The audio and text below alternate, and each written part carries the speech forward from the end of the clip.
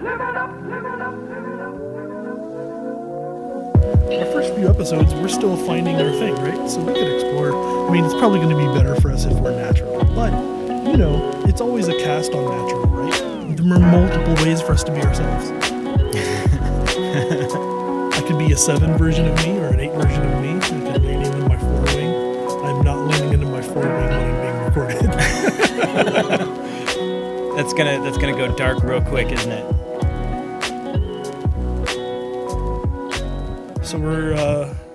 So we're doing a podcast. Mm-hmm. And I think a welcome is appropriate. probably. So, welcome to the E9 podcast. Somehow, you've found a play button connected to the audio that we've created for you. Good for you. Congratulations and apologies. I just want to cover all bases with that. This is a podcast about the Enneagram and trying to show the Enneagram in use. And it's done by me, Seth, and my friend Steve. That's me. And so how about we start with... We should let them know who we are. Yes. Yeah. Would you like to let them know who you are? Sure. I am a spiritual director.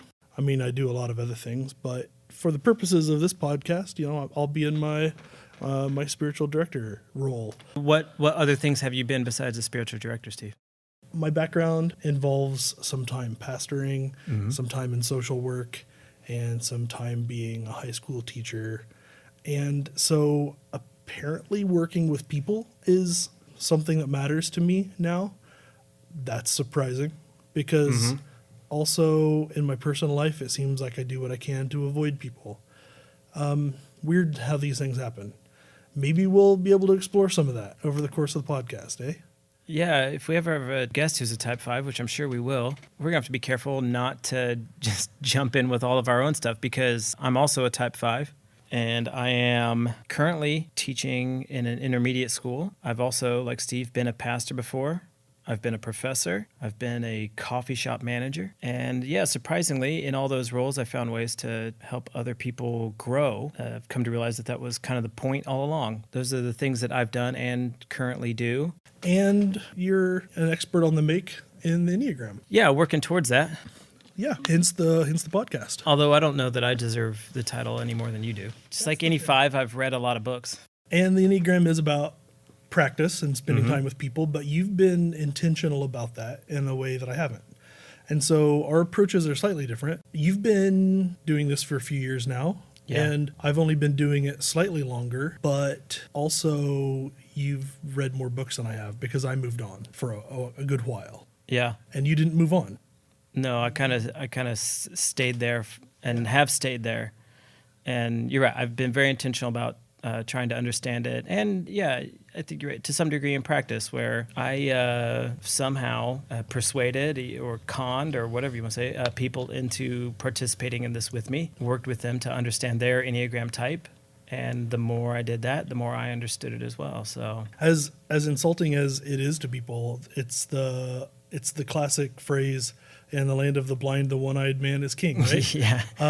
Regardless how much you feel like you see, you have something to offer other people. And I've even, a friend and I, we've developed some life coaching workshops based around the Enneagram as well.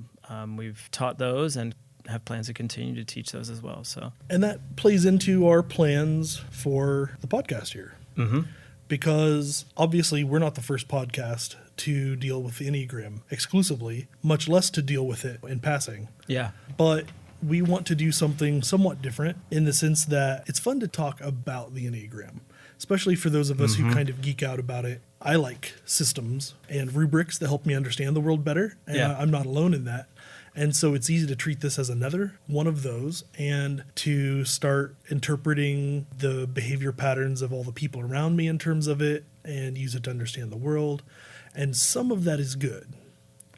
On the other hand, ideally, this is a tool for personal transformation, right? It's not a tool for me to explain you, but a tool for me to go deeper in myself and be a better version of myself. And to also make connection between you and I. The Enneagram isn't even just about me. Yeah, I do want to understand myself better and become the best possible version of myself, what Enneagram people tend to call the true self or the essential self. man, that I would love to get there. But it's also about forming a more genuine connection with those around us. And I think those are the things that we want to put on display for others to see with this podcast.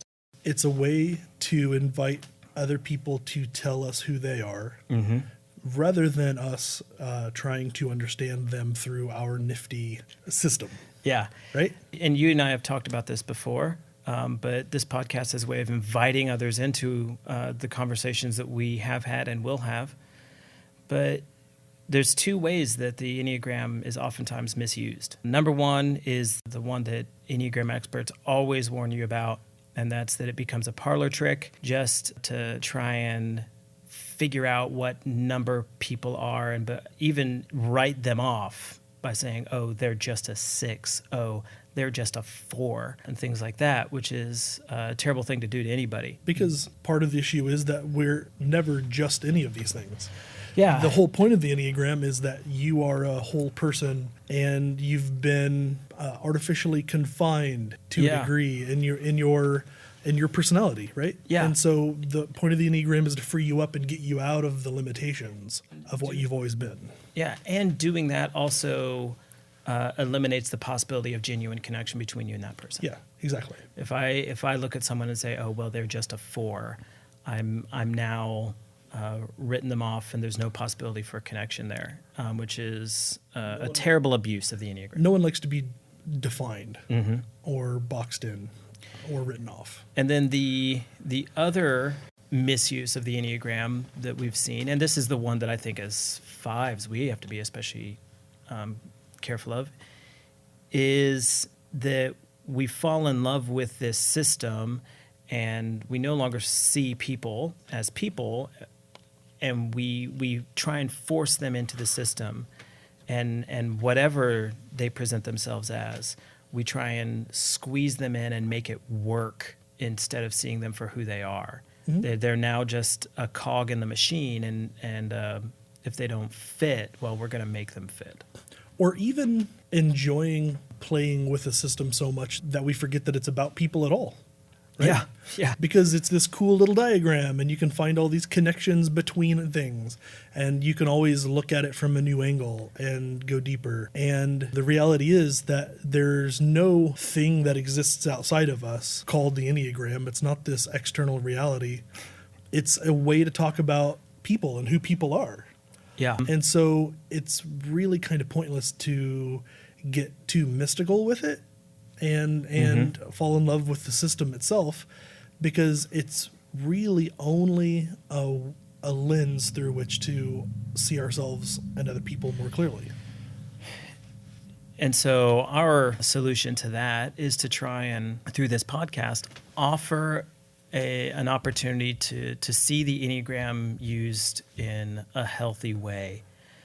And so what that means to us is give people the opportunity to tell their stories. And these people will be at different points along the Enneagram journey. Some of them will be very early on. Some of our first guests haven't even been typed yet. We will be helping them see their type on the podcast and then moving on with them from there.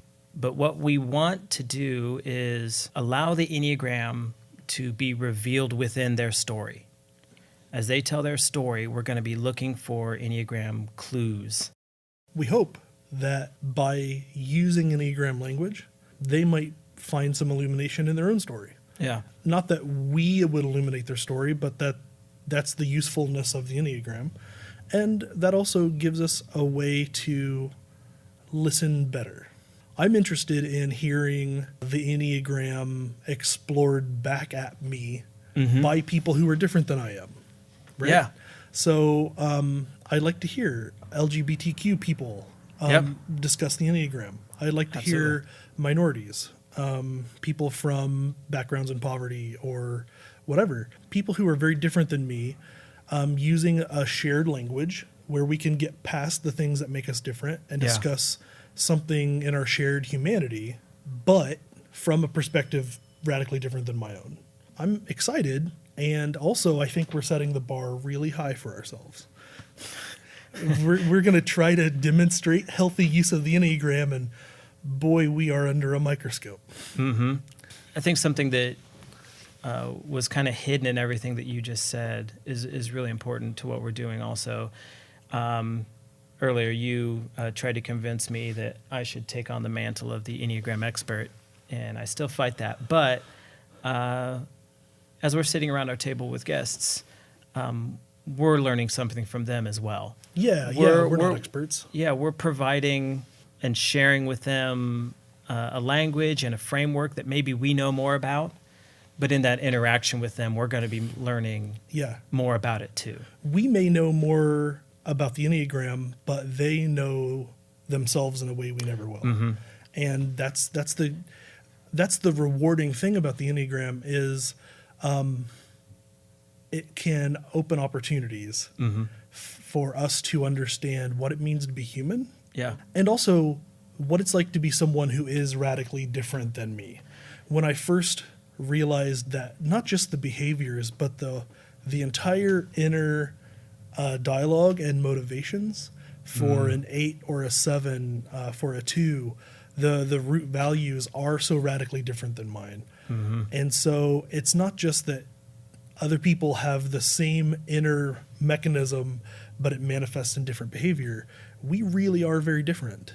And this gives me a way to allow that to be the case and for us to explore it together in a way that's safe.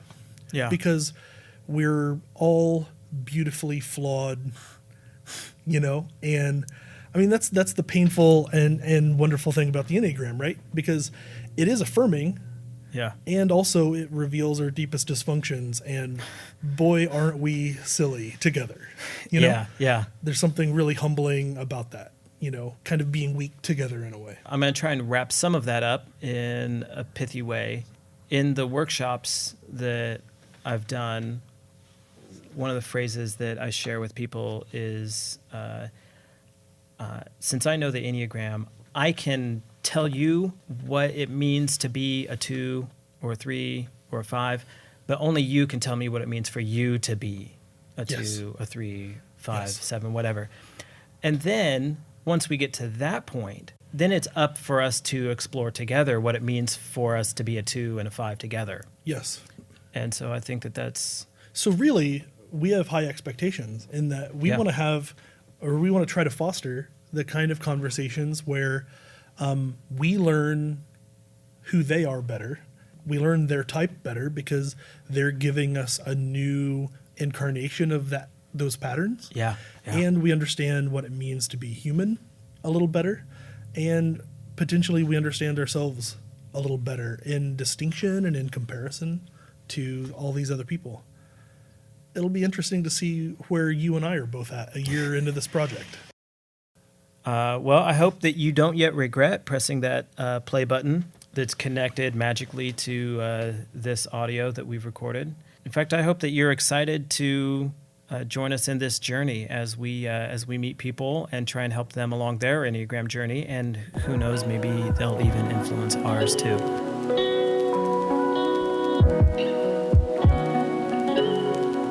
Thanks for listening this far. Hope you'll listen more too. Thanks. But, okay. Pleasure for you to have been listening.